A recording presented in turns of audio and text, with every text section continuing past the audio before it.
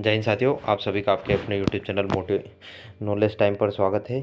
और अगर आप हमारे चैनल पर पहली बार आए हैं तो प्लीज़ वीडियो को लाइक और चैनल को ज़रूर सब्सक्राइब करिएगा। और हम आरपीएफ के जितने भी प्रश्न हुए हैं उसमें आज कांस्टेबल के उसमें आज हम दूसरा सेट करने वाले हैं।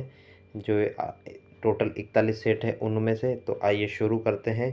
2019 में जितने भी सेट हुए थे तो ये 17/1/2019 की थर्ड शिफ्ट का पेपर है। तो आइए शुरू करते हैं।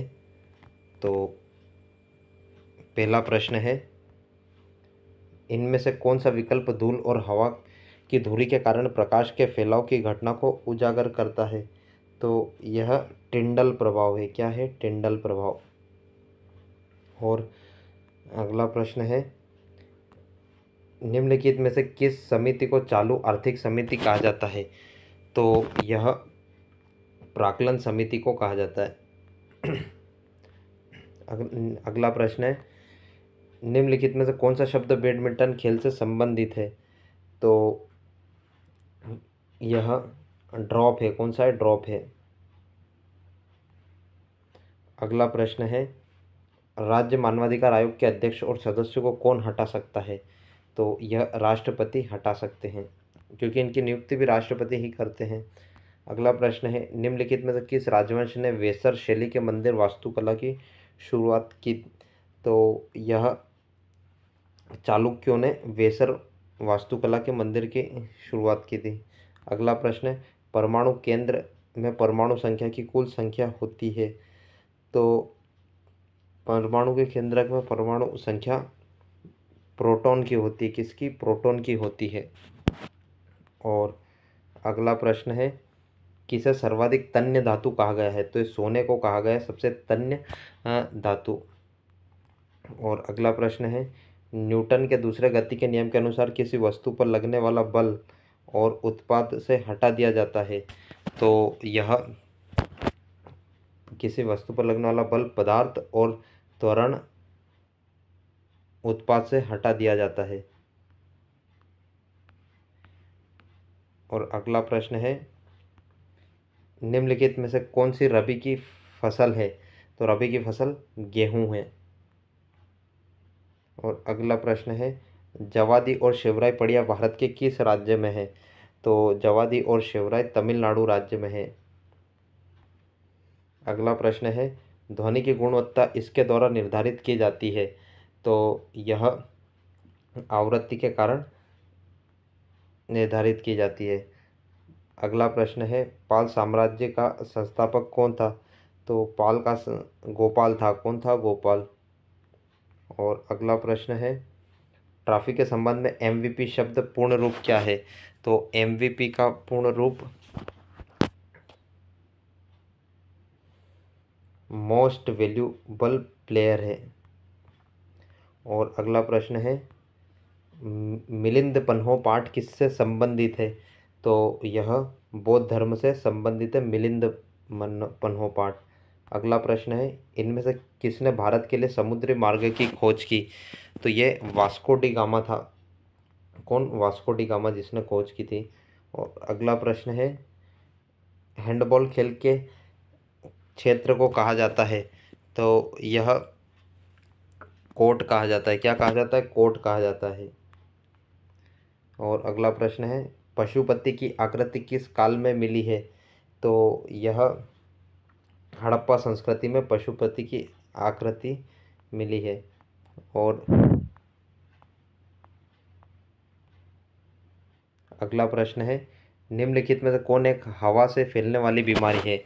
तो यह कोविड-19 है। कौन सी है? कोविड-19 है, यानी कोरोना के बाद का पेपर है। और अगला प्रश्न है, निम्नलिखित में से कौन तारा पृथ्वी के सबसे निकट है? तो यह प्रॉक्सिमा सेंचुरी है। कौन है? प्रॉक्सिमा सेंचुरी पृथ्वी के सबसे निकट है। और अगला प्रश्न है, सार्वजनिक संपत्ति स्रोतों के अति प्रयोग को कहा जाता है? तो इसे सार्वजनिक संस्थानों की त्रासदी कहा जाता है। और अगला प्रश्न है, संसद के संयुक्त सत्र का संचालन करने के लिए अध्यक्ष के रूप में अनुपस्थित रहते हुए सत्र का संयोजक कौन होता है? तो यह लोकसभा उपाध्यक्ष होता है। और अगला प्रश्न है, पैरालंपिक में स्वर्ण पदक जीतने वाले पहले भारतीय कौन थे? तो यह मरियप्पन थंगावेलु थे। कौन थे? मरियप्पन थंगावेलु। और अगला प्रश्न है, मूल कोशिकाओं के विभाजन के लिए एक मूल कोशिका को दो समान में विभाजित किया जाता है। अगला प्रश्न है, नाट्यशास्त्र के लेखक कौन है? तो नाट्यशास्त्र के लेखक भरत मुनि है। अगला प्रश्न है, कौन सा अंतर्राज्यीय परिषद मंत्रालय के अंतर्गत आता है? तो यह गृह मंत्रालय अंतर्राज्यीय परिषद के अंतर्गत आता है। और अगला प्रश्न है, थालघाट मुंबई और पुणे को जोड़ता है। हाँ, थालघाट मुंबई और नासिक को जोड़ता है। ये भोरघाट जोड़ता है पुणे को मुंबई से। अगला प्रश्न है 27वां, तो यह है, निम्नलिखित में से कौन क्रिकेट से संबंधित नहीं है?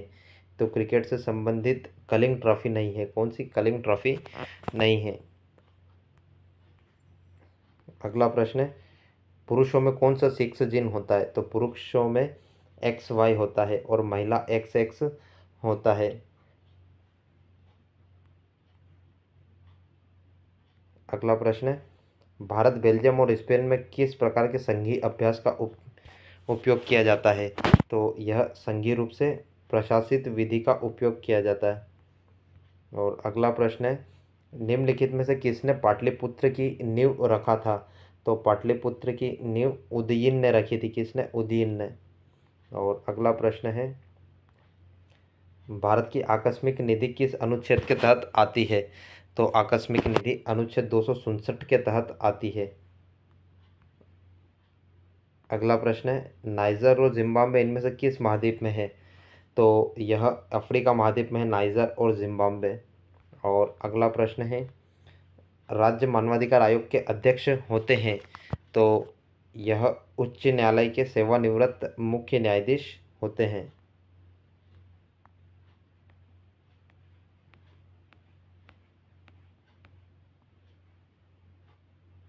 अगला प्रश्न है, निम्नलिखित में से अंतिम मौर्य राजा कौन था? तो अंतिम मौर्य राजा वृहदत्त था। कौन था? वृहदत्त था। और अगला प्रश्न है, निम्नलिखित में से कौन एक नदी बंदरगाह है? तो नदी बंदरगाह कौन सा है? तो यह कोलकाता है। कौन सा है? कोलकाता नदी बंदरगाह है। और अगला प्रश्न है, निम्नलिखित में से किस राज्य में मधुबनी चित्रकला प्रसिद्ध है? तो ये कोलकाता है। कोलकाता में मधुबनी चित्रकला, बिहार में है मधुबनी चित्रकला। और अगला प्रश्न है, अनेक आवृत्तियों के मिश्रण से उत्पन्न ध्वनि को कहा जाता है। तो उसे आवाज़ कहा जाता है। अगला प्रश्न है, निम्नलिखित में कौन सा महासागर सबसे लंबी तटरेखा वाला है? तो ये अटलांटिक महासागर सबसे लंबी तटरेखा वाला है। और अगला प्रश्न है, 2011 की जनगणना के अनुसार भारत में शहरी जनसंख्या का प्रतिशत कितना है? तो यह 31.16% है। और अगला प्रश्न है, कौन सा केंद्रीय प्रशासनिक न्यायाधिकरण मंत्रालय के अधीन आता है?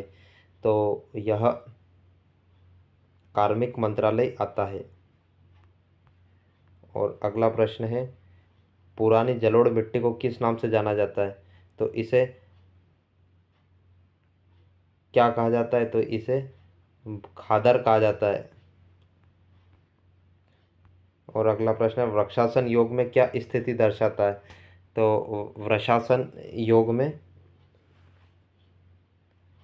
एक पेड़ की तरह स्थिति दर्शाता है। और अगला प्रश्न है, डोलू कुनीथा एक प्रसिद्ध लोक संगीत परंपरा है। तो यह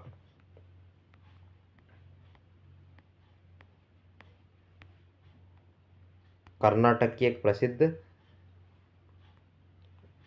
कला है। अगला प्रश्न है, राष्ट्रीय मानवाधिकार आयोग की स्थापना हुई थी।